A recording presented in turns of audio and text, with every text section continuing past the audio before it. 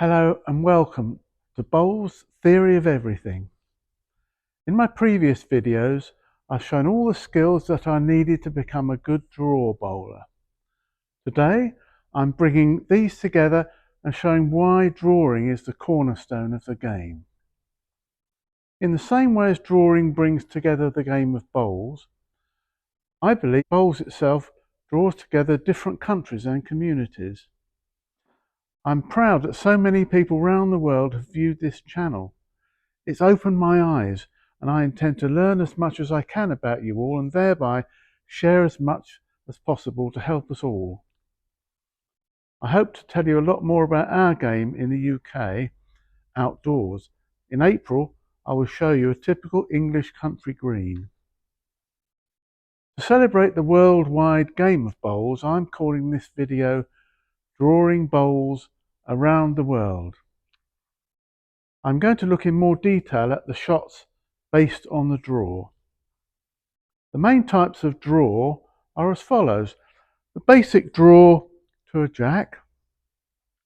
See my early videos released a month ago which dealt with the grip, the delivery and the aim. And then 3 weeks ago I released my video, my most popular video, 17,000 views, on mastering your length. So they're the tools for the basic draw. So draws other than the jack are a draw to a blocking point, and I've done a video on blocking. A draw to an off-center jack, I've done a video on that, mastering the off-center jack. That was released a week ago. The draw to cover back bowls, the draw to trail a jack, the draw to promote one of your bowls or to nudge out an opponent's bowl.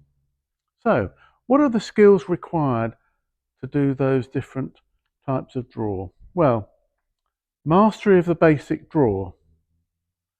Second, be able to reduce or increase the length of your bowl from jack high by up to 1 meter or so. Be able to bowl wide of the jack. Be able to combine all these skills. So, what's the method behind all these different sorts of drawing bowls? They're basically a draw plus an adjustment. So, for a trail of the jack, you will draw through the head to the target bowls behind. Your draw will therefore require a yard extra on the weight and 2 or 3 feet wider of a narrower line. I will demonstrate this shortly. All shots requiring more weight than the draw, such as takeouts, scattering the bowls, or knocking the jack off the rink, can be achieved by taking a line of the width that combines with your speed to hit the target. So it's merely a width and speed. So for example, a fast fire, you're aiming 1 foot of width. A 3/4 speed to clear the head, say you're aiming for 3 or 4 width on your bowl, and I'll be presenting a video of this in the next 2 weeks. I'm now going to do a demonstration of the trail, covering back bowls, or promotion of your bowl. And I've set up the head here, and the black bowls have a very strong position to one side, as you see. The red bowls hold 4 shots, but there's a danger that the black team can draw their bowl through. So I'll now demonstrate this. The skip will be aiming to draw through the line to those bowls there. So the skip will be bowling, aiming to bowl 2 feet wide of the jack and 1 yard on. And so these bowls, I'll demonstrate, they'll be drawing through that line and that weight. So the skip's bowl has ended, well, it hit the jack, but it would have ended here, this wide of the jack and 1 yard through.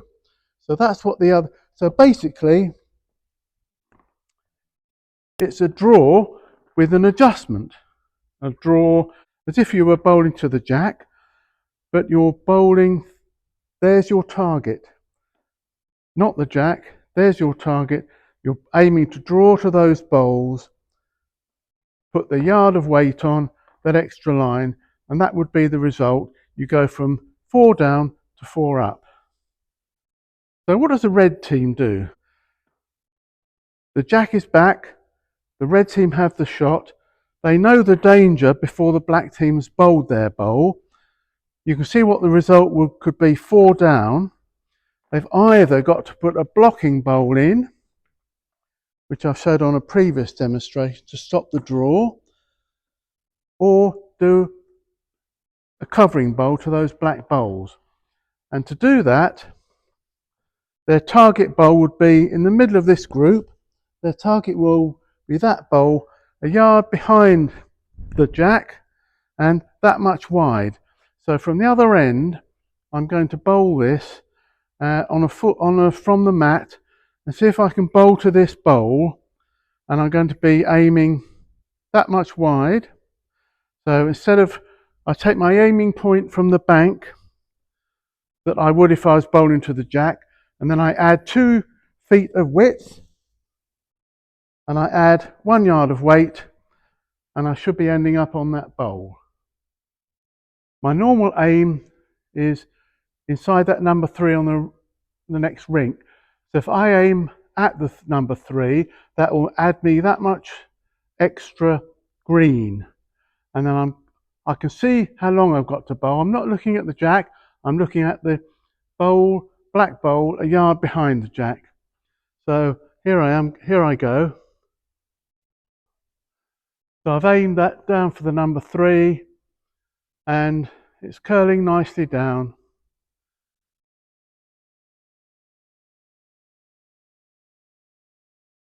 That first bowl was only a foot wide, and I've actually just gone behind the cluster.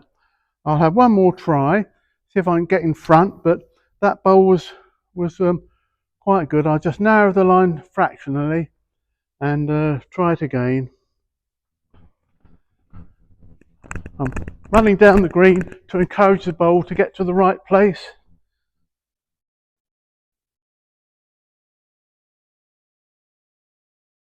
There it is. And on the other end on the mat, instead of bowling wide on the forehand, I'm going to bowl narrow on the backhand. So I'm going to bowl 4 or 5 feet narrower than when I was covering the back bowls, and about 2 yards shorter to get in front in a blocking position. Here goes.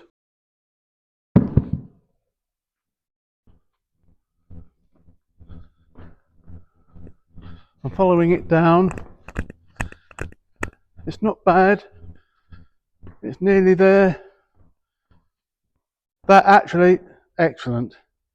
So I'll leave that demonstration there. Come back to the head to look at that bowl, and it's in a very good position to stop that draw.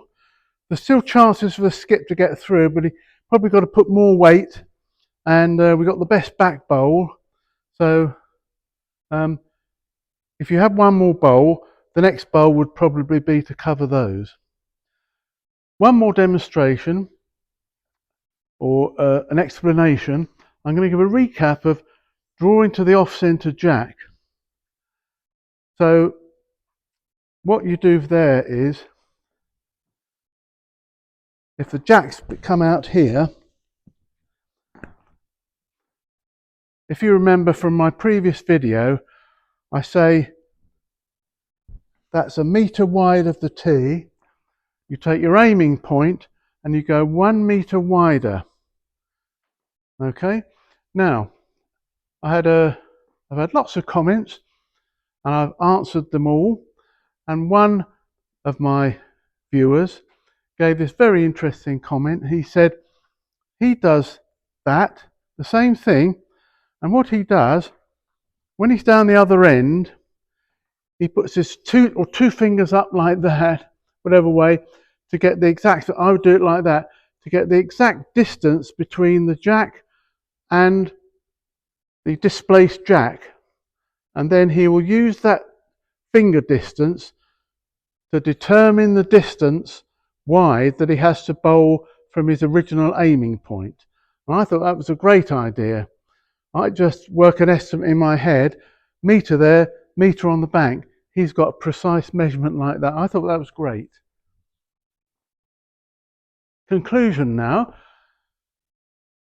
and I'm calling it the flair player, because in all my videos I've given you lots of information about technique, and I don't want to have to say you have to bowl every bowl like a robot, because some bowlers have got a natural flair that transcends the practice of playing shots based on careful analysis. There are examples of both approaches in all sports.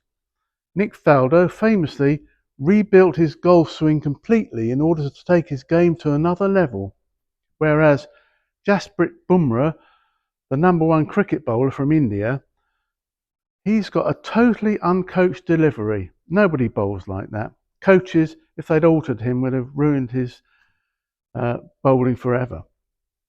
You need to take the approach that suits you. Even the flair players will tell you their play is based on sound techniques.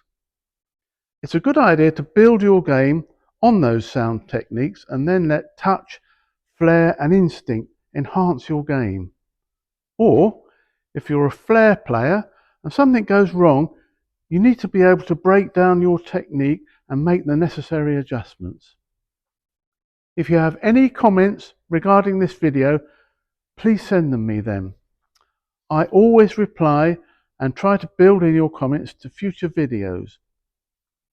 My next video is how players come to be selected for a team. As always, please subscribe for these future videos and have a good bowling until I see you again.